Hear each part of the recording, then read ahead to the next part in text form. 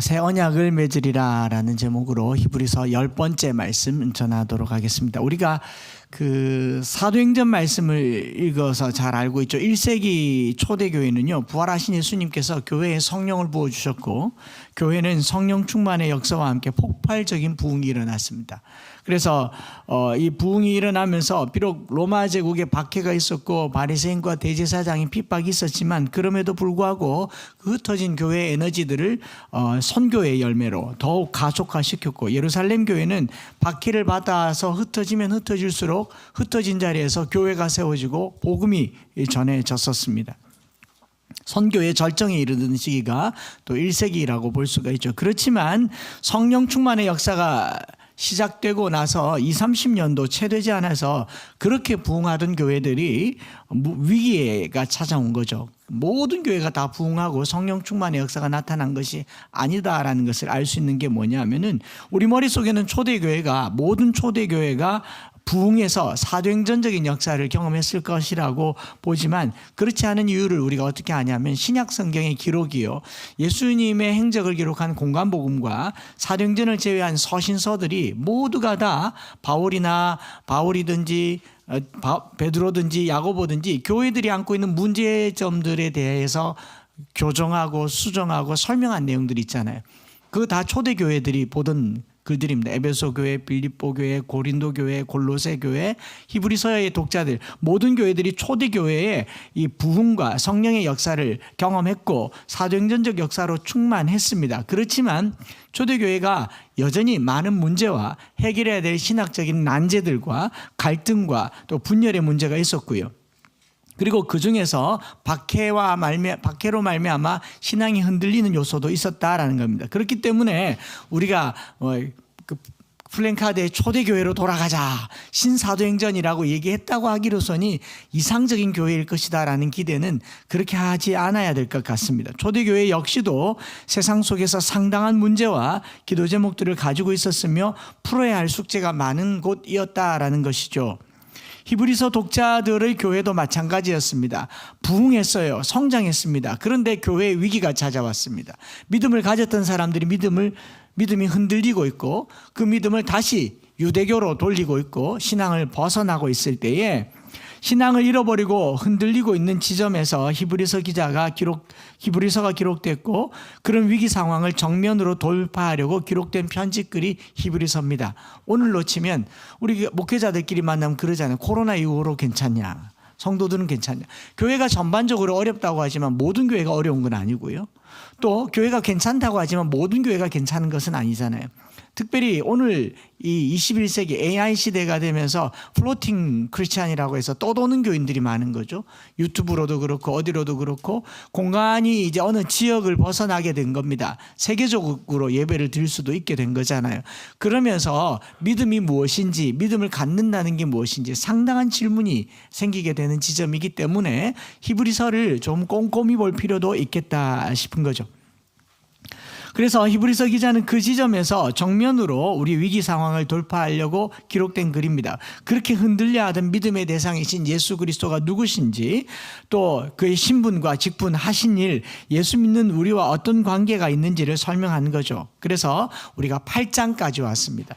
8장을 시작하면서 히브리서는 내용상 어떻게 보면 산 중턱에 이 고지에 다 와가고 있는 그 고지 바로 직전에 한 고비 정도에 해당하고 있으면서 이제 다 와간다 라고 하는 중반부를 지나가게 되는 겁니다. 그래서 8장 1절에 지금 우리가 하는 말의 요점은이라고 시작되는 이 한 단락 접어들었고 이제 우리에게 이러한 대제사장이 있는 것이다 라고 하면서 이제 요점 정리를 1장부터 7장까지 요점 정리를 하고, 8장부터 10장까지는 우리가 믿은 예수 그리스도께서 우리를 위해 하신 일이 무엇인지, 그 직분, 또 대제사장직이 우리에게 어떤 효험이 있는지를 구약 율법을 끄집어 와서 새 언약의 개념으로 소개를 하고, 11장부터 13장이 이제 거의 결론 부분이기도 한데요, 이 예수를 믿은 사람들의, 믿음의 선진들의 삶의 결론을 보여주면서 우리도 이리 살자라고 하는 내용이 11장부터 13장이죠. 저는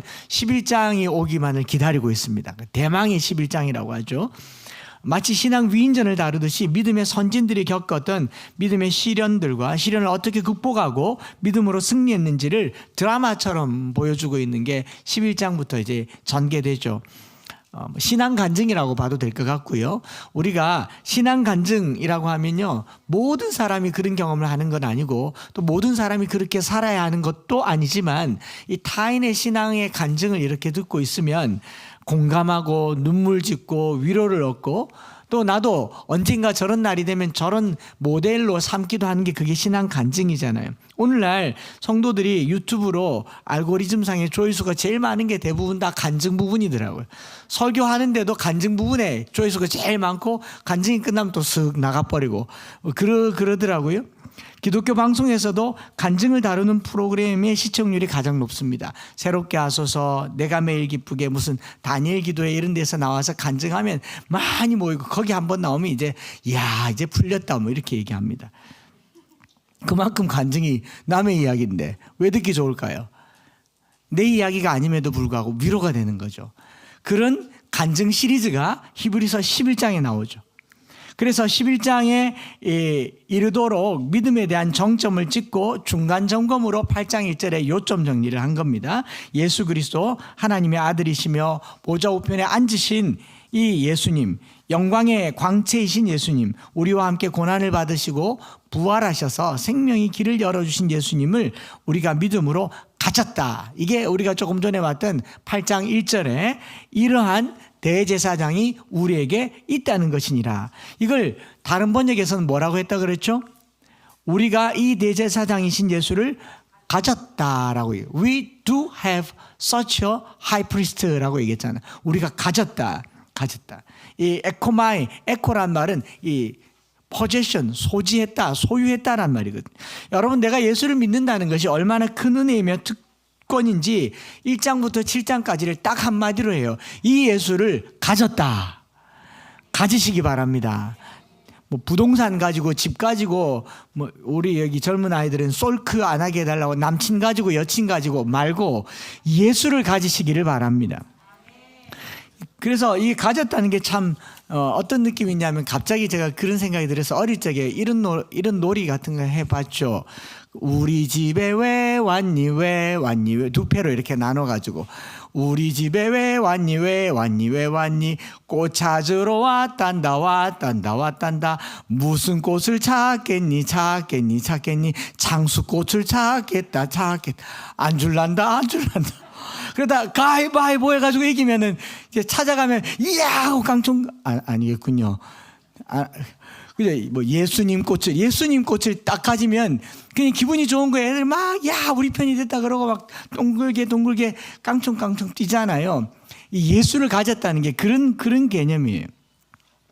곧 그 월드컵 경기가 시작되니까 우리나라가 초긴장이었던 게 뭐냐면은 손흥민 선수가 최근에 다쳤잖아요. 안면 부상으로 월드컵 못 뛴단 말이 들렸을 때 선수 하나 부상이었는데 국가대표의 비상이 걸렸습니다. 에이스니까. 없는데. 그래가지고 이제 겨우 죄송합니다.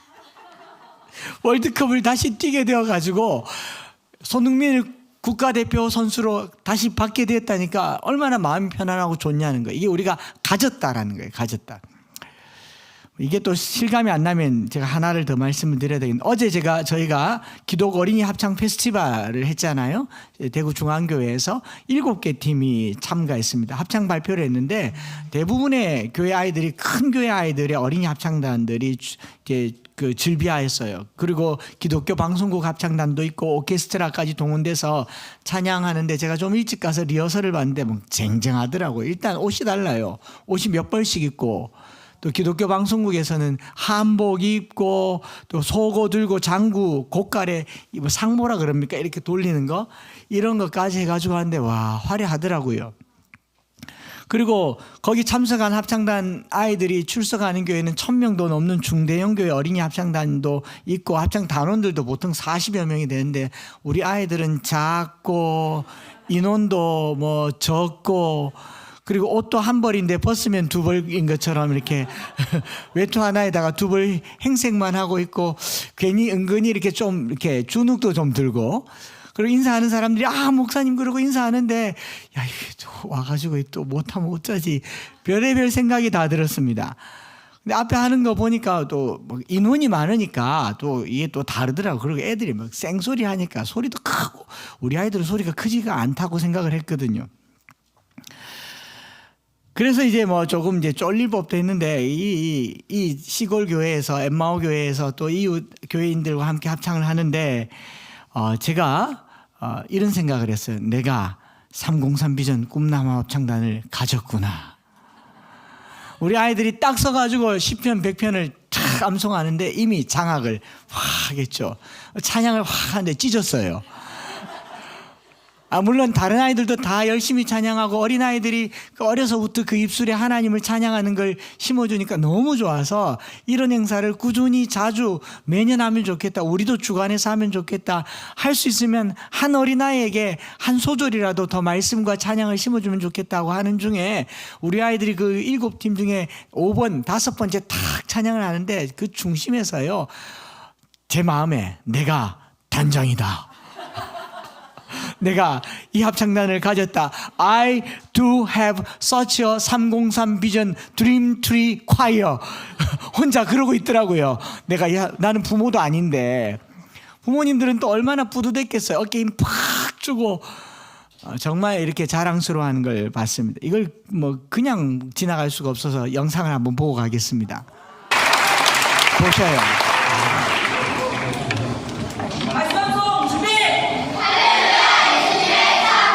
벌써 다르잖아요.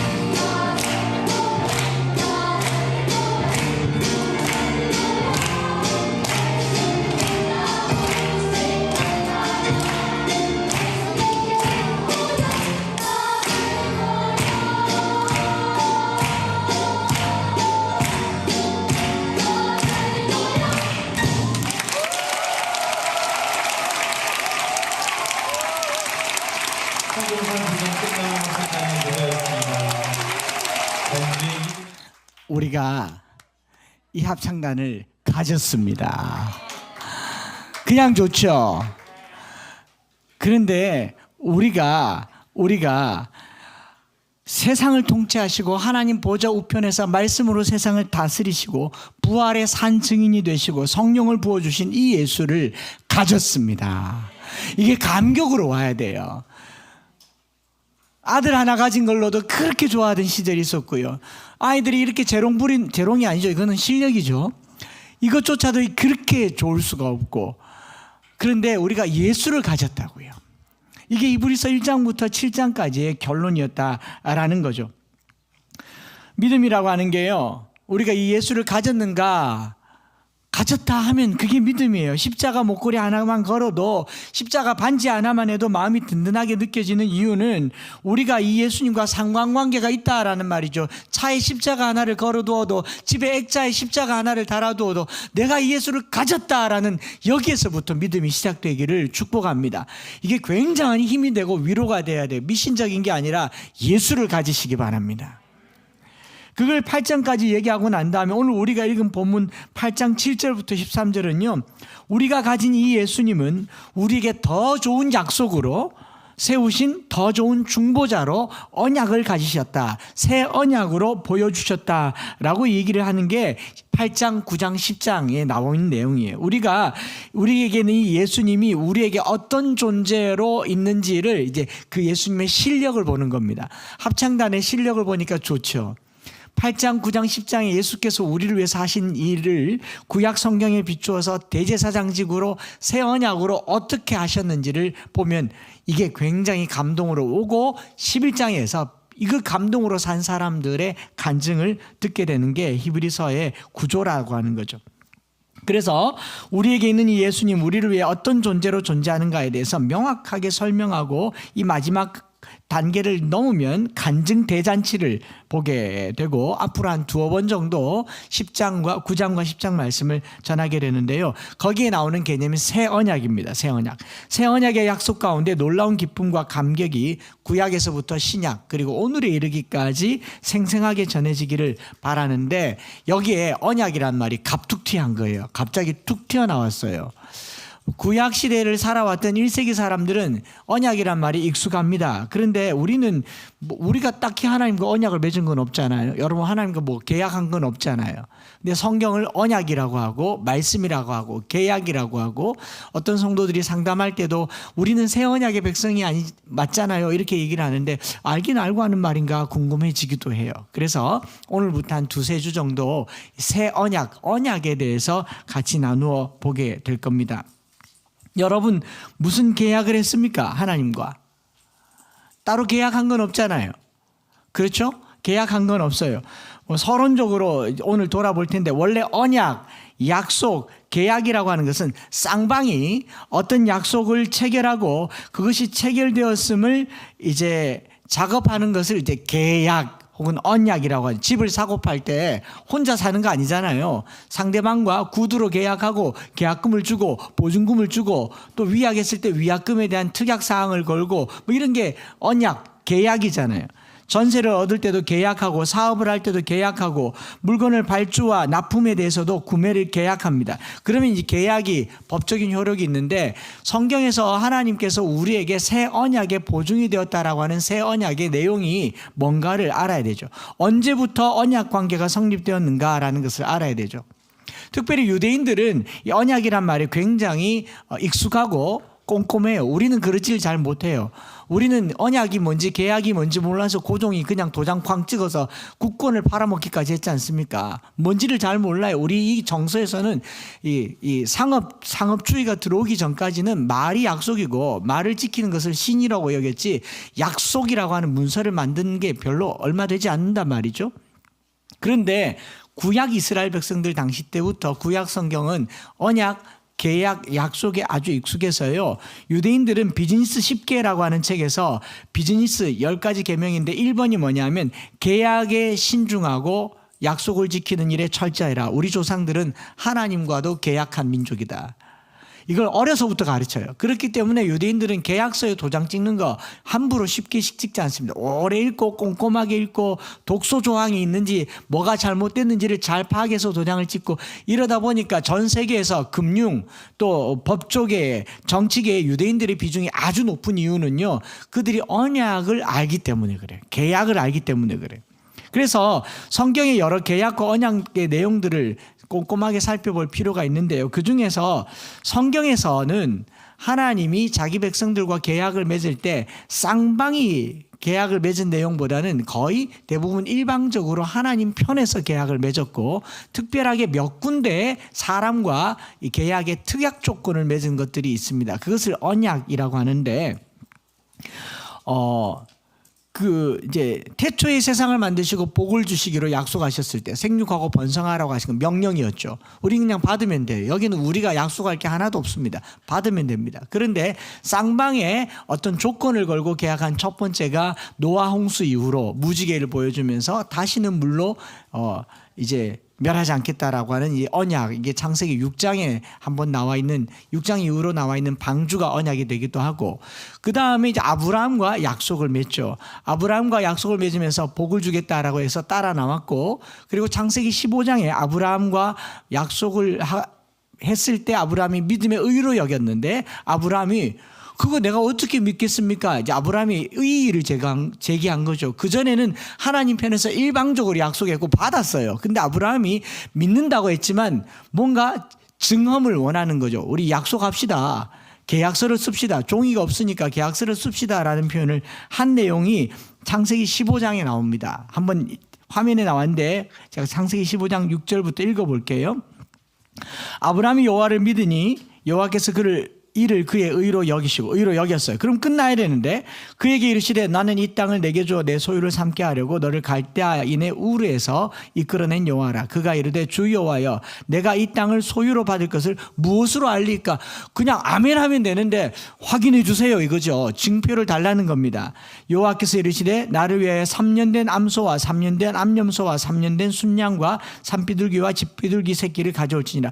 그래서 짐승을 잡아서 쪼개어두라 해서 쪼개어두고, 해가 져서 어두울 때에 5장 17절에 보면 연기 나는 화로가 보이며 타는 횃불이 쪼갠 고기 사이로 지나가면서, 하나님의 영이 지나가면서 그날에 여호와께서 아브라함과 더불어 언약을 세웠어요.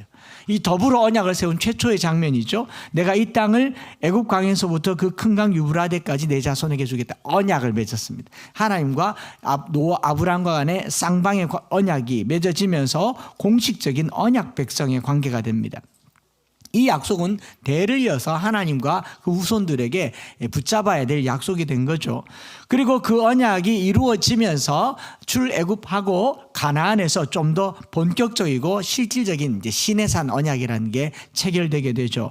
아브라함에게 약속한 땅과 후손과 복을 주시려고 출애굽을 한 후에 가나안 땅에 들어가서 살게 될 때 더 큰 복을 누리고 평안을 얻게 하기 위해서 시내산에서 맺은 언약은 율법이라고 하는 규례들로 나타나게 됩니다. 그래서 이 율법의 말씀을 지켜 행하면 자녀손 10,000대까지 1,000대까지 복을 주시겠다 한 게 오경 전체의 언약이라고 하는 거죠.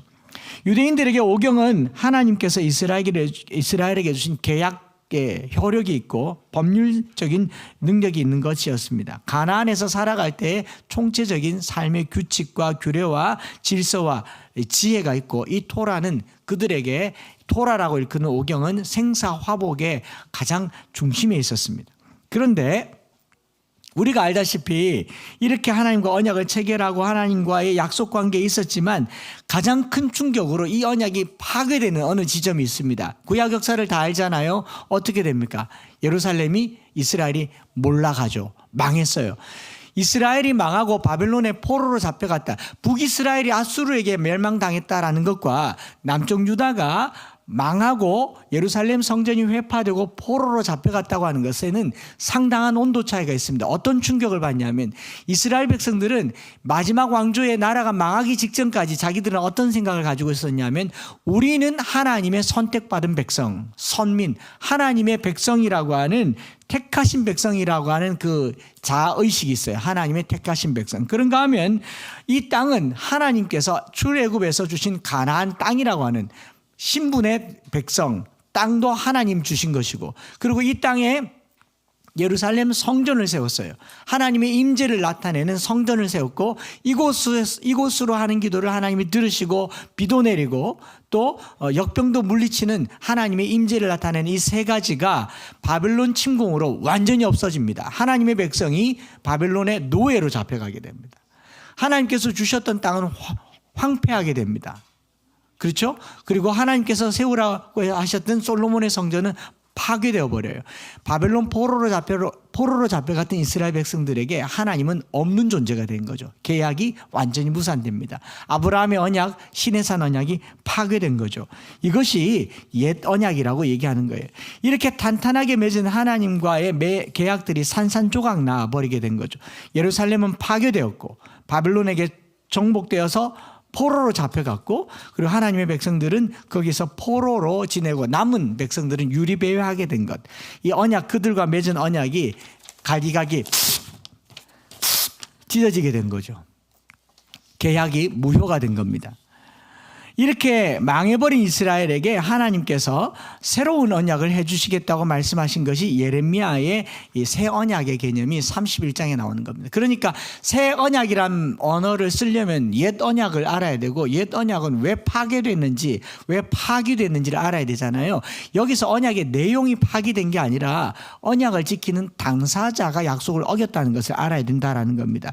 예레미야 31장 31절에 첫 언약이 파기되고 무효가 되었기 때문에 31절에 여호와의 말씀이니라, 보라 날이 이르리니 내가 이스라엘 집과 유다 집에 새 언약을 맺으리라. 새 언약이란 말이 예레미야에 나왔단 말은 이전 언약은 어떻게 됐다?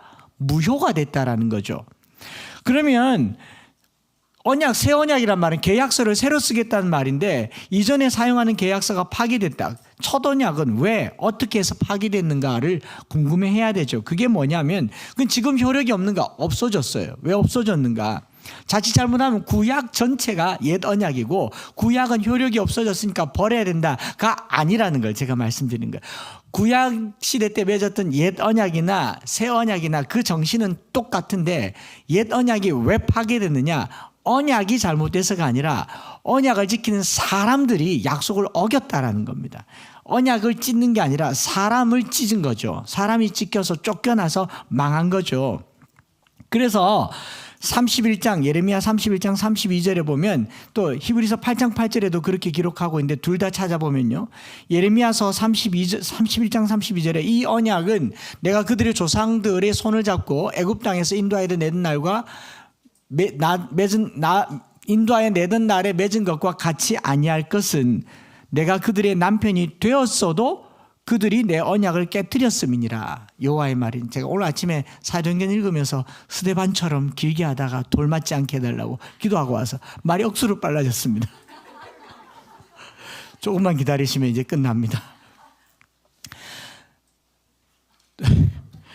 그들이 내 언약을 깨뜨렸다는 거죠. 그들이 내 언약을 깨뜨렸다고. 언약이 문제가 아니고 그들이 문제인 거죠. 그들이 내 언약을 깨뜨렸다. 히브리서 8장 7절과 8절에도 그 첫 언약이 무음하였더라면 둘째 것을 요구할 일이 없었으려니와 그들의 잘못을 지적하여 말씀하시되, 여기서 중요한 것은 그들의 잘못이에요. 구약시대 이스라엘 백성들이 잘못했기 때문에 언약이 무효가 됐지 언약이 잘못된 게 아니라는 거죠. 지금도 구약시대에 있는 이 약속의 말씀은 우리에게 유효해요. 우리가 잘못되지만 않으면 돼요.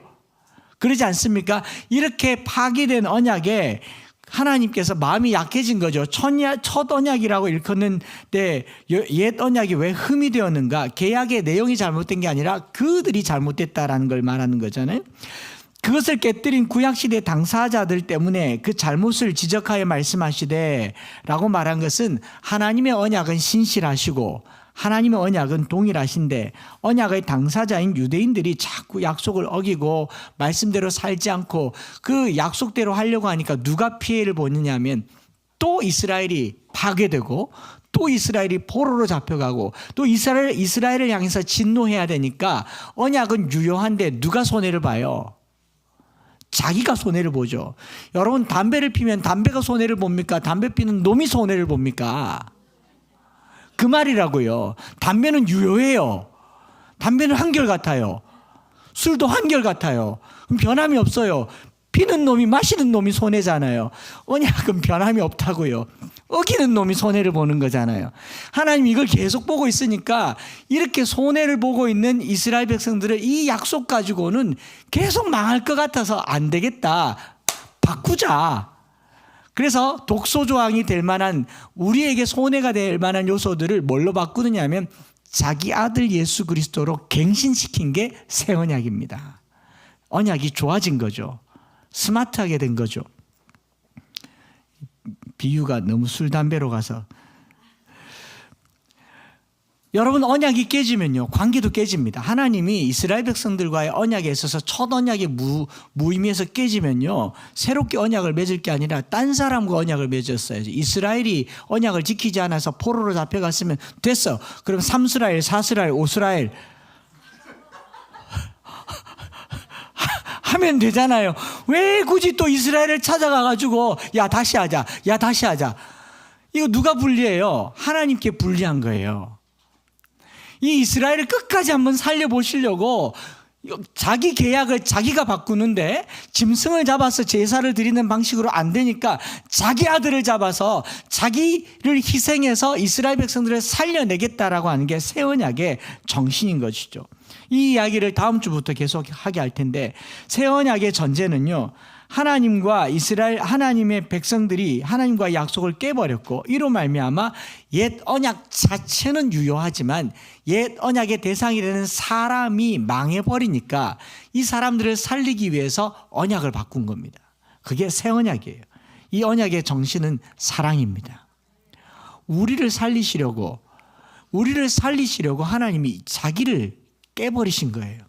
마치 무화과 나뭇잎으로 자기를 가린 아담과 하와에게 이걸로는 가릴 수가 없어. 그러니까 하나님이 자기 손에 피 묻혀서 짐승을 잡아서 그 짐승의 껍질을 벗겨서 그 껍질로 가죽 옷을 입혀가지고 만들어서 아담과 하와에게 영구히 덮어주시면서 이걸로 가려라고 하는 것, 이게 바로 새 언약의 정신이라고 하는 것이죠. 우리는 새 언약의 전제라고 하는 것, 이 하나님의 사랑에서 시작되고요, 우리는 하나님과 맺은 첫 언약을 깨뜨려 버립니다. 약속을 수시로 어기고, 또 하나님은 그런 와중에서도 새 언약을 통하여서 이 약속을 꾸준히 지켜나갈 수 있도록 우리에게 한 방편을 내어주셨는데, 그 내용이 무엇인가, 이것을 읽고 이제 마치려고 합니다. 히브리서 8장 10절부터 12절에 이렇게 기록되어 있죠. 같이 한번 읽어보겠습니다. 시작.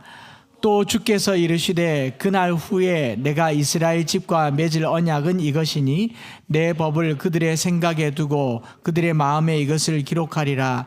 나는 그들에게 하나님이 되고 그들은 내 백성이 되리라. 또 각각 자기 나라 사람과 각각 자기 형제들을 가르쳐 이르기를 주를 알라 하지 아니할 것은 그들이 작은 자로부터 큰 자까지 다 나를 알미라. 내가 그들의 불의를 긍휼히 여기고 그들의 죄를 다시 기억하지 아니하리라 하셨느니라. 여기 새 언약이라고 하는 것은 예수 그리스도로 맹세되어진 새 언약은요, 십자가로 맺어진 새 언약의 특징이 뭡니까? 첫째, 하나님의 말씀을 비문에가 아니라 마음에 새긴다. 하나님의 말씀을 마음에 새기고, 둘째, 우리와 하나님과의 관계가 회복된다라고 얘기합니다. 그리고 하나님과의 관계가 회복되니 당연히 하나님을 알죠. 하나님하고 친해지니까. 친한 관계에서 나타나는 게 뭐냐면 우리의 연약함으로 말미암아 지은 죄를 긍휼히 여기사 용서하신다. 여러분, 이 용서가 그냥 어떻게 나타나느냐 하면 죄에 대해서 분노하시면서 용서하시는 게 아니라 긍휼히 여기사 용서하시는 겁니다. 요거 뉘앙스가 조금 달라요. 구약시대 때는 공의로우신 하나님께서 죄에 대해서 심판하는 형태로 죄를 용서하십니다. 죄의 값을 치르는 형태로 죄를 용서하십니다. 그런데 예수 그리스도의 십자가의 새 언약은 이 죄의 값을 예수 그리스도께서 치르셨기 때문에 우리에게 나타나는 죄 용서는 긍휼히 여기면서 용서하시는 거예요.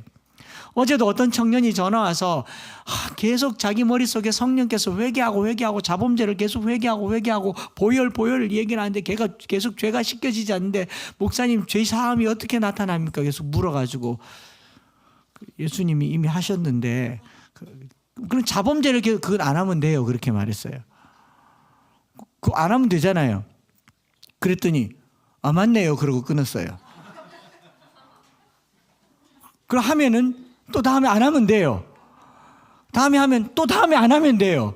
안 할 때까지 계속 했다 말았다 안 하면 돼요. 그것 때문에 우리가 정죄를 당하는 게 아니라 뭘 당하느냐 하면 긍휼히 여기심을 당한다는, 이 긍휼이라는 단어가 굉장히 중요해요. 우리는 정죄를 받는 자가 아니라 죄를 지었는데 불쌍히 여김을 받는 겁니다. 우리가 세상의 죄인들을 볼 때 저들을 미워하는 게 아니라 긍휼히 여기셔야 돼요. 불쌍히 여기셔야 용서가 나타나잖아요. 제가 마치 음식을 먹을 때 턱이 조금 짧아서 혹은 허겁지겁 먹어서 잘 흘려요. 흘리면 흘릴 때마다 제일 먼저 떠오르는 얼굴이 말풍선처럼 크게 나타납니다. 여보! 옷을 사주면 뭐하노? 생각이 납니다. 그렇지만 그게 저를 정죄한다고 생각하지 않아요. 제 아내가 얼른 쫓아와서 뭐 이렇게 퐁퐁으로 닦아주고 씻어주고 옷 갈아입게 해주고 할 때마다 저는 아내의 사랑을 느낍니다. 아닌가요? 긍휼이 어디 있나? 긍휼의 여김을 느낀다고요. 긍휼의 여김을 느낀다. 이 새 언약이 주는 용서는요, 하나님의 은혜예요. 하나님이 매일같이 나와서 회개하고 잘못을 빌어보세요. 화내시는가? 70번씩 7번이라도 긍휼히 여기십니다. 뭐 그렇다고 해서 제가 매일 긍휼히 여김을 받으려고 음식을 흘리는 거 아니에요. 저도 나름대로 노력을 해요. 또 앞치마도 입고. 근데 꼭 피해서 흘리더라고요. 그럼에도 불구하고 흘릴 때마다 긍휼히 여기심을 받습니다. 새 언약은 이런 겁니다. 다음 주부터 이 내용을 깊게 살펴보는데요. 하나님의 말씀이 내 마음에 새겨지고 하나님과 나와의 관계가 친밀하게 되면요, 죄사함이 나타날 때 그 친밀함 속에서 자비가 느껴져요. 신앙생활하면서 뭘 잘못했는데 뭐 세상 죽을 죄인인 것처럼, 때려 죽일 죄인인 것처럼 교회를 오는 게 아니라 그 죄에 대한 죄책과 정죄는 예수님이 가져갔어요. 새 언약이 얼마나 좋은지 몰라요. 그렇기 때문에 하나님의 은혜의 보좌 앞에 때를 따라 돕는 은혜를 입기 위하여 그 긍휼하심을 힘입고 담대히 나가라. 이게 죄사함입니다. 새 언약이에요. 그렇게 죄사함을 받은 사람들에게 누릴 수 있는 가장 큰 은혜가 평강입니다. 예수님께서 부활하시면서 죄와 사망의 권세를 깨뜨리고 제자들에게 첫 번째로 하신 말씀이 무엇인지 아십니까? 평강이 너희에게 있을지어다. 요한복음 20장에 이렇게 나타나 안식 후 첫날 저녁 때에 제자들이 유대인들을 두려워하여 모인 곳에 문을 닫았는데 예수께서 오셔서 저들에게 이르시되 너희에게 평강이 있을지어다. 오늘 예수 믿으면서 왜 두려워하죠? 신앙생활하면서 왜 염려하죠? 새 언약을 몰라서 그래요. 정죄함이 내게 계속 가득해서 그렇습니다. 죄를 짓습니다. 매일같이 죄를 지어요. 그러나 죄를 지을 때마다 하나님은 이 오염을 사해 주시는데 긍휼히 여기십니다. 은혜를 더해 주세요. 그리고 또 예수께서 21절에 이르시되 너에게 평강이 있을지어다.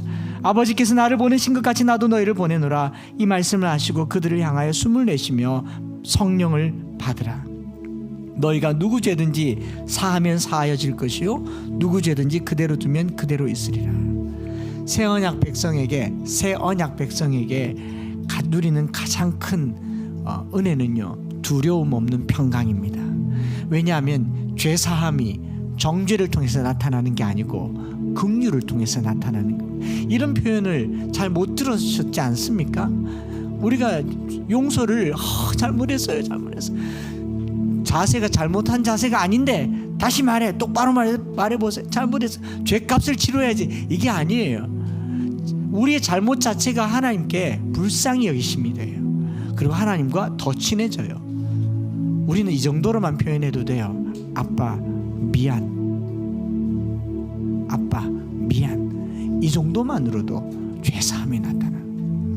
우리 찬양 드리면서요, 평강이 있을지어다. 특별히 고등학교 3학년을 포함한 수험생들을 향하여 축복을 빌고, 또 오늘 이 시대에 조그마한 잘못이라도 때려 죽이려고 잡아먹으려고 하는 이 시대에 교회가 누려야 될 가장 큰 용서는요, 긍휼입니다.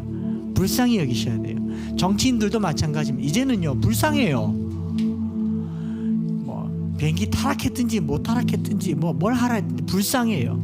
불쌍히 여기셔야 용서가 나타나는 겁니다. 우리는 새 언약의 백성이기 때문에 여기 찬양 가사에 보면 변함없는 주의 사랑, 두려움이 찾아올 때 주님만 의지하라, 주님만 의지하라, 이런 은혜를 누리시면서 이 한 주를 새 언약의 삶으로 사시기를 축복합니다.